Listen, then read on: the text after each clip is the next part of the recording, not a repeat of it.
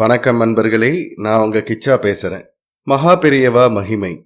துறவு நெறி காக்கப்பட்ட அதே சமயத்தில் ஒரு சுமங்கலிக்கும் அருள் பாலித்தாகிவிட்டது.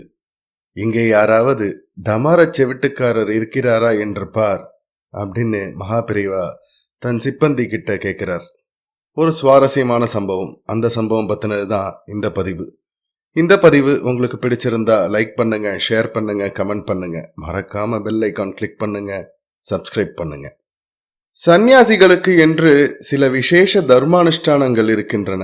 அதிலும் பீடாதிபதியாக வீற்றிருக்கும் துறவிக்கு கடுமையான கட்டுப்பாடுகள். 1/4 நூற்றாண்டிற்கு முன்னால் காஞ்சிபுரம் ஸ்ரீமடத்தில் ஒரு காலை வேலை. அன்றைக்கு அடியார்கள் கூட்டம் அவ்வளவாக இல்லை. மகா பெரியவா தரிசனம் கொடுத்து கொண்டிருந்தார். அலங்காரம் செய்யப்படாத அம்பாள் சிலை போல ஒரு சுமங்கலி அங்கே வந்தார். நேராக மகா பெரியவாளிடம் சென்று நமஸ்கரித்தார். எழுந்தவர் கண்ணில் குபு குபுவென்று நீர் மல்கியது. சொந்த விவகாரம், சிக்கல், பிரச்சனை. மகா பெரியவாளிடம் தனிமையில் பேசி வழிகாட்டுதலை எதிர்நோக்கி நின்றார். கண்கள் கெஞ்சுகின்றன. என் மீது தங்கள் அருட்பார்வை படட்டுமே என்று உதடுகள் துடிக்கின்றன. நான் சொல்வதை கேட்க மாட்டீர்களா என்று அருளரசர் அந்த அம்மையார் சொல்வதை கேட்கவே விரும்பினார். ஒரு பெண்ணிடம் தனியாக பேசக்கூடாது என்ற விதி தடுக்கிறதே.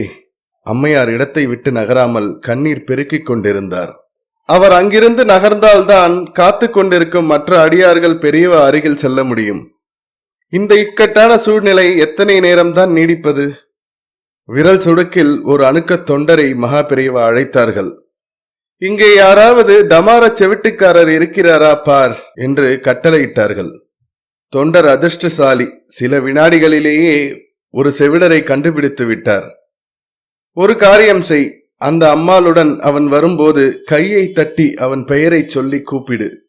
அவர் திரும்பி பார்க்கிறாரா இல்லையா என்பதிலிருந்து அவர் நிஜமான செவிடர்தானா என்பது புரிந்து கொள்ளலாம். மகா பெரியவா சொல்லிக் கொடுத்த இந்த தந்திரத்தில் ஒரு புதை பொருளும் இருக்கிறது.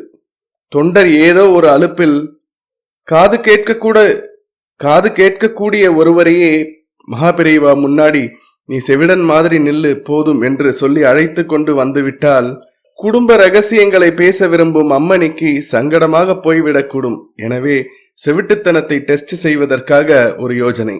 டமார செவிடர் பக்கத்தில் நிற்க தன் மனதில் இருந்த ஆதங்கங்களை எல்லாம் கொட்டி தீர்த்தார் அந்த பெண்மணி. பொறுமையாக கேட்டுக்கொண்டிருந்த கருணாமூர்த்தி பிரசாதம் கொடுத்து பெருமைப்படுத்தி அனுப்பிற்று. அம்மையாரின் கண்களில் நீர். ஆமாம், ஆனந்த கண்ணீர். பிறை சூடி அல்லவா அவருக்கு பதில் கூறி இருக்கிறது. அம்மையார் பிரசாதம் பெற்று கொண்டு புறப்பட்டதும் செவிடரிடம் ஒரு ஜாடை, நீங்களும் போகலாம். துறவி நெறி காக்கப்பட்ட அதே சமயத்தில் ஒரு சுமங்கலிக்கும் அருள் பாலித்தாகிவிட்டது. ஜெய ஜெய சங்கர ஹர ஹர சங்கர. இந்த பதிவு உங்களுக்கு பிடிச்சிருந்தா லைக் பண்ணுங்க, ஷேர் பண்ணுங்க, கமெண்ட் பண்ணுங்க. மறக்காம பெல் ஐகான் கிளிக் பண்ணுங்க, சப்ஸ்கிரைப் பண்ணுங்க. நன்றி அன்பர்களே.